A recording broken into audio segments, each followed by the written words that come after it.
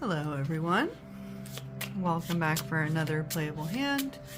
If you watched last week, I did do this same hand last week, but I am doing it again to see if I can manifest a winner that is worth analyzing. I have 3 out of 5 for manifesting the winning hand as I am requesting of the deck right now, and it's a little self-science experiment.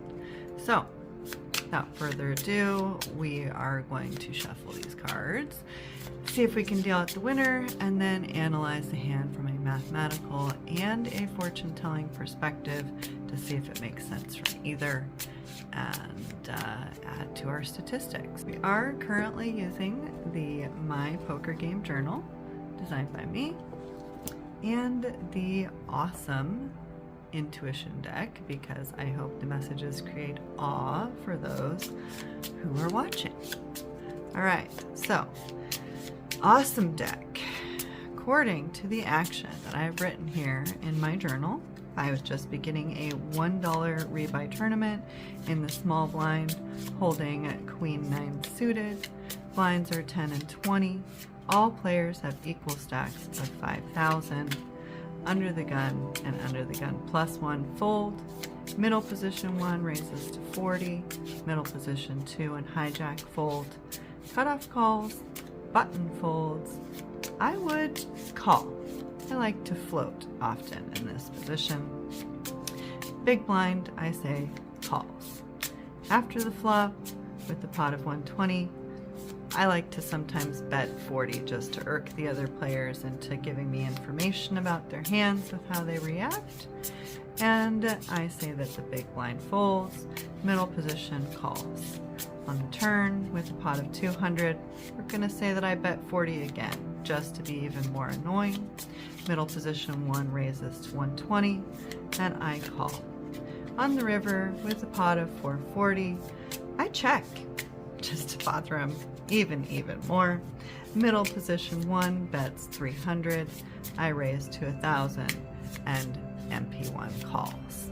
This is one of my favorite patterns that sometimes occurs in a hand when I am playing a $1 tournament, where people play much different from what you might see described on other channels. This is not professional level poker, but if you are trying to work your way up the ranks, this is the way some people play. So, awesome deck, please manifest me the winning hand. Show me how I won this hand with Queen 9 suited. Obsession. Show me how I won the hand with Queen 9 suited against middle position 1 and big blind. Show me what middle position 1 and big blind had, and then what flop, turn, and river led to me winning this hand. Okay? Middle position 1, big blind, middle position 1, big blind. Burn, and here comes the flop. We have 10 of diamonds, rapid achievement, King of spades, judgment, 7 of diamonds, betrayal. Well, I do not have much, little bit of a straight draw at the moment. Burn and turn. Oh, talk about a straight draw, and it shall appear. There it is, but there is a possibility of a flush on the board that could beat me. Let's see what happens. Burn. And the river is the ace of refuge. I like that. So, what did my opponents have here? Middle position 1, Queen Jack. They are very bummed right now because they tied me, because we tied on the river. Excuse me. I, for a second there, somehow thought we didn't tie. Happens to the best of us. Excuse my silliness. And in the big blind, there was King of Hearts and 6 of Clubs. So, ta-da! This week I did manifest the winner, quote unquote, I forgot that I will need to add category to my spreadsheet, which includes a chop, a tie, because I tied the other player, and I think that should be noted separately, so I'll be adding that to my spreadsheet. But technically, I manifested the winner, so we'll figure out how to account for that.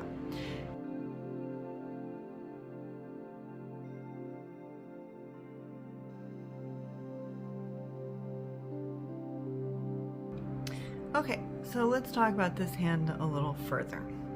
We have middle position 1 over here, and big blind over here, and I am in the small blind. I hope that's not too confusing. First act, second act, third to act. So, except for before the flop. So, the way that I wrote the hand, middle position 1 raised to 40 with Queen Jack offsuit. I called, and big blind called. Makes decent sense so far. If you've never seen a range chart before, I just want you to see that Queen 9 suited is not included in all positions as far as something a smart player would play. But again, we are talking about a $1 rebuy tournament, which is not anything like high stakes poker whatsoever. Very, very different. So many people would go outside of this kind of a range. I'm not even going to go over what position this particular chart is for, just an example. But you can see Queen 9 is up here pretty decently high as far as the strength of the hand. Queen Jack offsuit over here, and King 6 offsuit way down here, much less strong, okay? Just to give you a little idea of where these kinds of things rank, and most people play by a range, not by the percentages I'm about to quote, but strength of a hand, these two, you know, decently strong, but not that great. This one, pretty darn weak. You're very unlikely to draw a straight or a flush with this one. Much more likely to be able to draw a straight or a flush with this one, to give you some ideas. So, we said that middle position raised to 40, I call, big blind calls. And we go to the flop, and we get Revelation. Excuse me, this is one of my faulty cards. This is not the right card. I'm waiting for my new samples, but in the meantime, I did have it right in my first sample. This is what the card is supposed to look like. 10 of diamonds is a vapid achievement.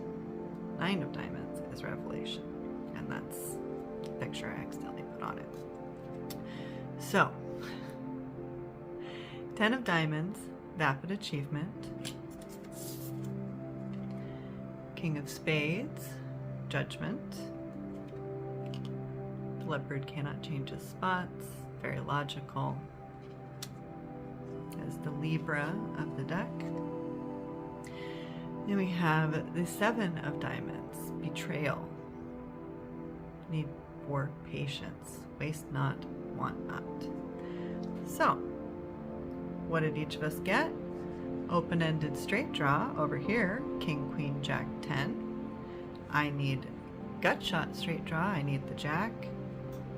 And over here we have a pair of kings. And I wrote that I would bet 40 just to irk them and see if anyone got anything, which does seem like something that I would do. I'm holding intuition and good luck, if I forgot to say that. And this is empowerment and charm, so I would think that this person would raise, but I wrote that they would just call. And sadly, I wrote that this hand would fold, and I do not think that is actually what would happen, so that will make a negative score on my self-science experiment spreadsheet. But to back up for a second, before the flop, I had a 23% chance to win.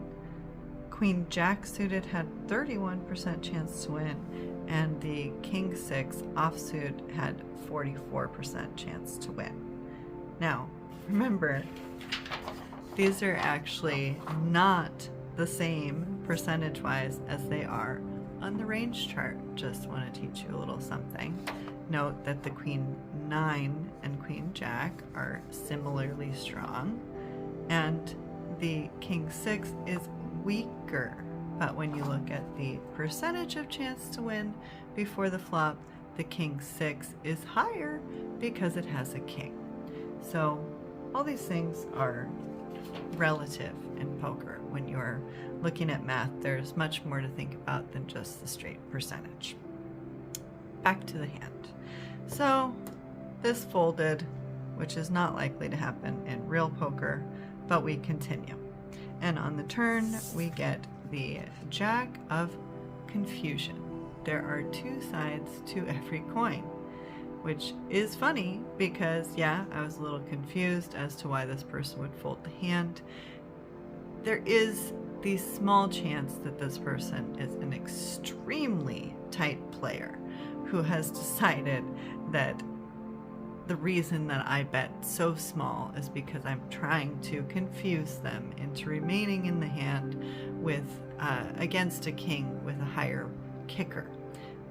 There is a tiny possibility that someone would fold this hand, the pair of kings, simply because they had a 6 and they might think that I have king queen or king jack or ace king or king 9. Anything with a higher kicker would be ahead, and so an extremely tight player might have been confused and folded this hand. So in fortune telling sense, that makes sense, if you see what I mean.